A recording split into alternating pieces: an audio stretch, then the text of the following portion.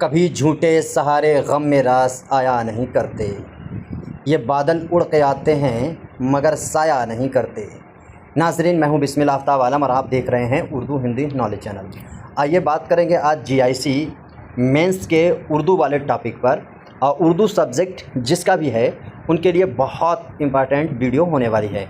आपको मालूम है 2020 में जो जीआईसी का हुआ था उसका पैटर्न ये था कि 3 तरह के उर्दू में आपसे सवाल पूछता है। मतलब 5 क्वेश्चन ऐसे पूछा था। सबसे पहले पूछेगा कि जिनमें आपको 250 अल्फाज यानी 250 शब्दों में आपको जवाब देना है। बाकी जो है 150 में जवाब देना है और बाकी का जो है वो 75 में जवाब देना है। तो सबसे पहला जो सवाल था पुराने पेपर में, प्रीवियस ईयर के पेपर में, वो यही सवाल था। सवाल आपके सामने स्क्रीन पर है। सवाल ये है कि उर्दू ज़बान के आगाज़ के मुतालिक आप क्या जानते हैं? मुफस्सल जवाब दीजिए। तो आप क्या जानते हैं, सवाल ये है। सवाल ये नहीं है कि किसने क्या लिख करके हिस्ट्री रखी है, इससे कोई मतलब नहीं। हमने एलटी में भी बताया था और एलटी में बहुत सारे बच्चे, आई थिंक कम से कम 300 से ज़्यादा ऐसे बच्चे थे जो अपने नोट्स का इस्तेमाल करके एलटी का मेंस का एग्ज़ाम देने गए थे।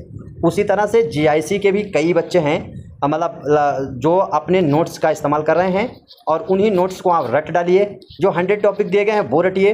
उसके अलावा जो नए टॉपिक हमने शामिल किए हैं वो रटिएगा।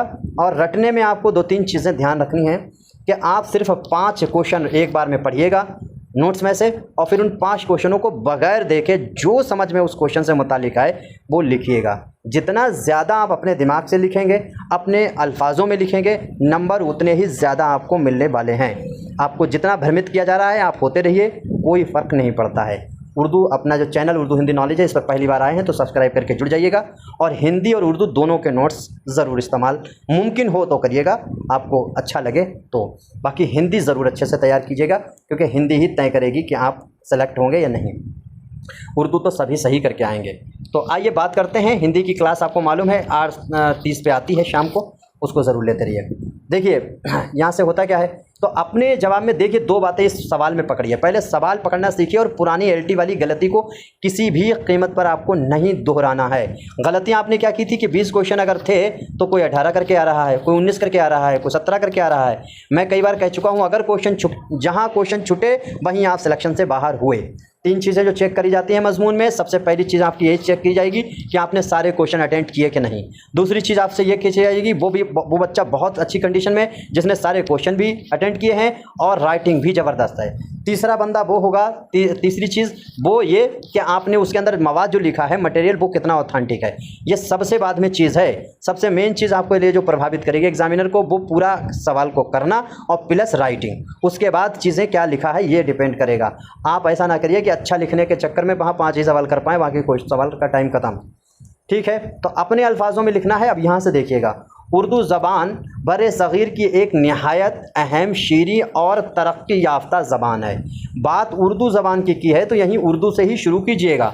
ऐसा नहीं कि आप ज़बान का इतिहास बताने लगें कि पहले इसका दौर जो है वो कदीम हिंदारियाई था, फिर मतलब जो है वस्ती हिंदारियाई है, फिर जदीद हिंदारियाई। ये कुछ राम कहानी आपको नहीं लिखना है, वो तारीख़ नहीं पूछ रहा, वो उर्दू के बारे में पूछ रहा है। इसके आगाज़ के बारे में मुख्तलिफ़ माहिरीन लिसानियात ने अलग अलग राय पेश की हैं। तो सबके नज़रिया अलग अलग हैं। चाहो तो वो 1-2 के नज़रिया आप यहाँ पर कोट कर सकते हो। याद आए पक्का तो करिएगा, नहीं तो ऐसे ही लिख दीजिएगा। ताहम आम तौर पर यह तस्लीम किया जाता है कि उर्दू ज़बान की इब्तदा शुमाली हिंद में मुख्तलिफ़ ज़बानों के बाहमी मेल जोल से हुई है।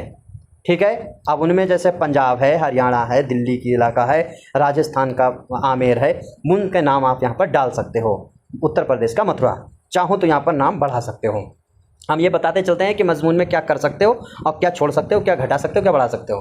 जब तुर्क, अफ़गान और दीगर मुसलमान हुक्मरान हिंदुस्तान आए तो उनकी ज़बानें जैसे फ़ारसी, उनकी ज़बानें कौन कौन सी, जैसे फ़ारसी, तुर्की, अरबी, मकामी बोलियों खुसूसन खड़ी बोली, ब्रज भाषा, हरियाणवी, पंजाबी के साथ मिलकर एक नई ज़बान की बुनियाद बनी। तो इस तरह से आपको बात समझ गए होंगे। अब लफ्ज़ उर्दू जो है, ये लफ्ज़ जो है वो तुर्की ज़बान के लफ्ज़ जो है उर्दू से बना है, तो माखूज़ है, जिसके मानी लश्कर या फ़ौज छावनी के हैं। मुख्तलिफ़ कौमों और ज़बानों के अफराद, फ़ौज, यहाँ पर देखिए छावनी, बाज़ारों और शहरों में एक दूसरे से राब्ते के लिए जिस मुश्तरका ज़बान का इस्तेमाल करते थे वही रफ्ता रफ्ता उर्दू कहलाई। ठीक है, यानी फ़ारसी के बाद जो ज़बान आवाम की बनी वो उर्दू बनी। ये चीज़ आपको यहाँ पर डाल सकते हो। उर्दू इब्तदा में उसे हिंदी, दहलवी, गुजरी, दक्कनी और रेख्ता जैसे नामों से भी पुकारा जाता था। ठीक है, उर्दू की नशोनुमा में दक्कन का भी अहम किरदार रहा, जहाँ उस ज़बान में बाकायदा शायरी और नस्र लिखी गई। ठीक है, बादशाह दिल्ली और लखनऊ उर्दू अदब के बड़े मरकज़ बने। उर्दू की इब्तदाई रिवायत से जोड़ा जाता है, जबकि नए उर्दू शायरी को नई वुसअत अता की और उसे शुमाली हिंद में मकबूल बनाया। आगे देखें, मुख्तसरन उर्दू ज़बान मुख्तलिफ़ तहज़ीबों, सकाफ़तों और ज़बानों के बाहमी इम्तिज़ाज का हसीन नमूना है। ये ज़बान मोहब्बत, रवादारी और कौमी एकजहती की अलामत समझी जाती है और आज दुनिया की अहम ज़बानों में शुमार होती है। अपनी अदबी अज़मत, सादा उसलूब और वसी दायरा इजहार की बदौलत उर्दू बर-ए-सग़ीर के तहज़ीबी विरसे का एक कीमती सरमाया है। इस सरमाए ने ऐसा अदब माशरे को दिया है जिसने माशरे की शक्ल और सूरत दोनों बदल दी हैं। आज उर्दू ज़बान नज़्म और नस्र में इतनी वसी हो चुकी है कि इंसान की रोज़मर्रा की ज़िंदगी भी उर्दू के बग़ैर अधूरी है।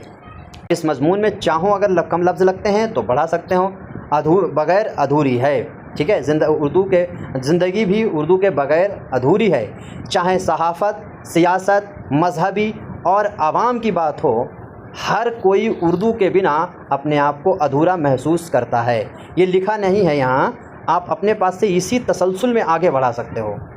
आज पार्लियामेंट में जितनी भी बहस होती है उसमें 60% से ज़्यादा उर्दू बोली जाती है। इसी तरह से कोई भी हिंदुस्तान का सूबा ऐसा नहीं जहाँ पे सियासतदान अपनी ज़बान को, अपने भाषण यानी अपने तकरीर को इफ़ेक्टिव यानी प्रभावशाली या कह सकते हैं मुतासिर, आवाम को मुतासिर करने के लिए उर्दू अशारों का इस्तेमाल नहीं करता। ये सारी चीज़ें यहाँ बढ़ाई जा सकती थी। तो ऐसे ही दिमाग लगा करके मज़मून लिखा जाता है। मैं कहता हूँ कि मज़मून सीखिएगा तो आपके लिए बहुत फ़ायदा होने वाला है। अब ये आखिर में अपनी किताब शाहीन जो नई टीजीटी पीजीटी की वैकेंसी आती है उसके लिए इम्पॉर्टेंट है। ये नंबर दिखता है, यहाँ से आप जो है अपने नोट्स मंगा सकते हैं। इस किताब को भी इसी नंबर से मंगा सकते हैं। कोई सुझाव देना है वो भी इस नंबर पर दे सकते हैं और आपका कोई सुझाव लेना है आपको तो भी इस नंबर पर कॉन्टैक्ट 63 86 492 पर कर सकते हैं। उम्मीद करता हूँ आज का इंतखाब आपको अच्छा लगा होगा। कोई भी सुझाव है ज़रूर दीजिएगा। वीडियो अच्छी लगे तो लाइक करें वरना डिसलाइक करें।